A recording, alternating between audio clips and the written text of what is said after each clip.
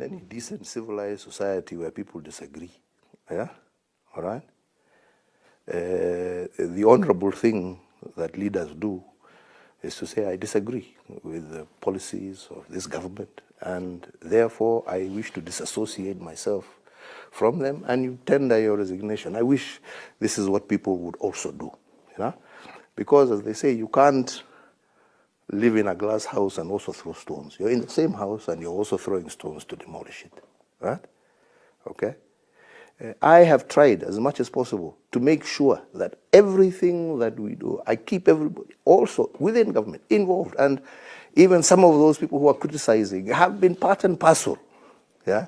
And this is why I'm saying it's very unfortunate, yeah? But like I want to reiterate, you know, I have an agenda that I was elected on, and that work must continue. And it would be really the honorable thing that if you are not happy with it, right, that you would actually, you know, step aside and allow those who want to move on, and then take your agenda to the people, which is what happens in any normal, you know, democracy, because you can't have your cake and eat it, yeah? You know, you can't on the one hand say, I'm not going, and because at the same time, I don't agree. You know, you've got to decide, because you must be principled in that endeavor. It is not my duty, nor is it my responsibility to tell people or to tell Kenyans how or where they should vote. But it is my duty to remind Kenyans that they need to look at who they vote for and why they are voting for that particular person. And like I'm saying, it is unfortunate that within and amongst us, there are those who will sacrifice interest over personal political agendas. And I believe these are the things that Kenyans need to look for. But at the end of the day, it is not for me to dictate to Kenyans who to elect. It is for Kenyans to decide what is in their best interest. And my hope and my prayer is that they would do that in a manner that looks after not their short-term interests, but their long-term survivability as citizens and the long-term stability of our nation. So in terms of where do we go from here? Well, I'm not the only proponent of these changes. I will not give up. I always believe that one must fight for those things that he believes in. Whether in office or out of office, I will continue to fight and advocate for those things that I believe in. And I believe strongly that as a country, we need to be fair. I believe we need to be able to shed this ethnic umbrella that we always say that so and so, because at the end of the day, we're all Kenyans and we need each other. Your child and your child and your child needs an education, needs access to health, needs good roads, just like any other child in any other part of the world.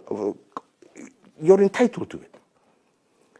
And it is my hope and my prayer that like-minded people who believe in these fundamental principles and who believe and see Kenya long into the future and not within the context of their political life, yeah, will continue to advocate for these things until we have a much more fairer and much more just society. So as of now, like I said, that is where we are. We have a ruling, we obey, and we move on and we continue to consult with people who think the same as we do. And we will continue to work together to see that we overcome these challenges and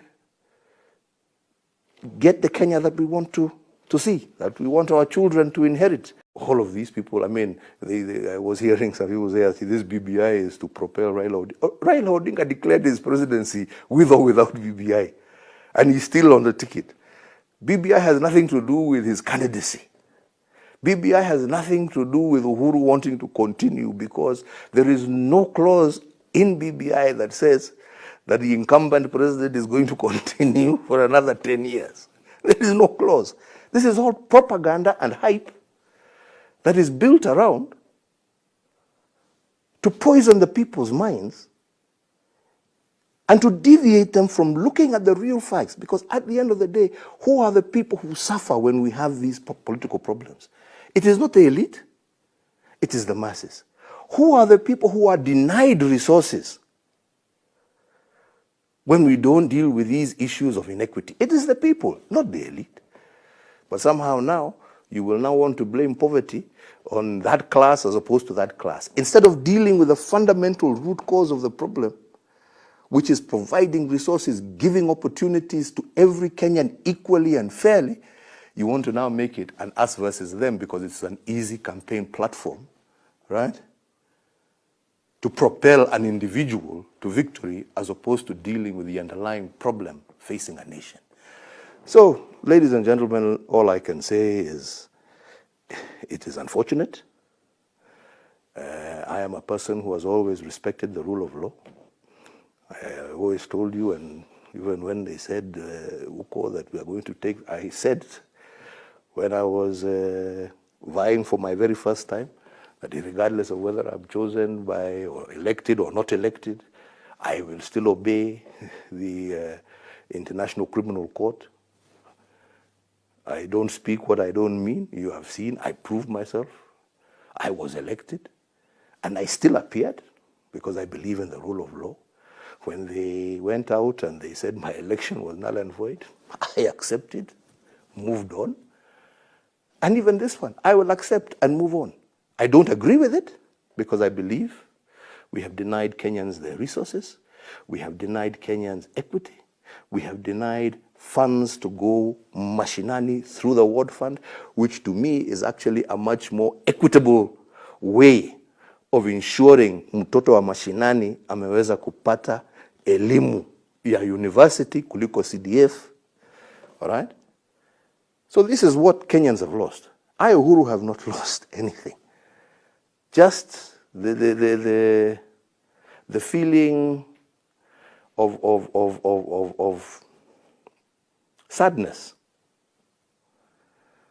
that we could actually, for political reasons, deny our own people something that would have not only improved their lives and livelihoods, but made Kenya that much more a cohesive society. And it is most unfortunate, like I keep saying, that people have forgotten why we were looking at this, and for short-term political gain, have decided to deny Kenyans of what is legitimately in their interest. Because let me ask, one of the things that we used to talk about and we used to say, when you have a situation, if you go into our informal settlements and you go into a lot of these other areas, why do you have such tension? Why do you have such poverty? Then you get and you find out, because it is both about representation, but it is also about resources. Because when we introduced CDF, we also touched to the constituency. So when you have an honorable member of parliament receiving 100 million shillings and another one receiving 100 million shillings, one is distributing 100 million shillings to 50,000 people. Another is distributing 100 million shillings to 1 million people. Is that equity? Is that child in Mathare or Kibera, will he ever have an opportunity ever of going to university if the highest bursary he can ever receive is 5,000 shillings? And we said, if we don't deal with some of these issues, people will consistently feel pent up. And that is why we said, let us actually focus ourselves on this. Let us do it. It was not about who was going to be president, who was not going to be president. How many times have I told you people, I am very grateful to the Almighty God and the people of Kenya for the opportunity they've given me. I am more than happy to serve out my term and finish my program. But I also believe that this is part of my agenda, to be able to bring people together and to be able to ensure that we have a peaceful, stable, united country.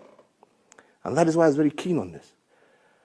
Unfortunately, the courts have ruled the way they have ruled, and I believe that they have been highly misguided in that process. Unfortunately, we have had politicians, like I'm saying, for short-term political gains, who have deviated from why we wanted the BBI to it being an issue of competition. And I don't know why, because all of these people, I mean, I was hearing some people say, this BBI is to propel Raila Odinga. Raila Odinga declared his presidency with or without BBI, and he's still on the ticket.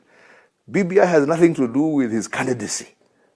BBI has nothing to do with Uhuru wanting to continue, because there is no clause in BBI that says that the incumbent president is going to continue for another 10 years. There is no clause. This is all propaganda and hype that is built around to poison the people's minds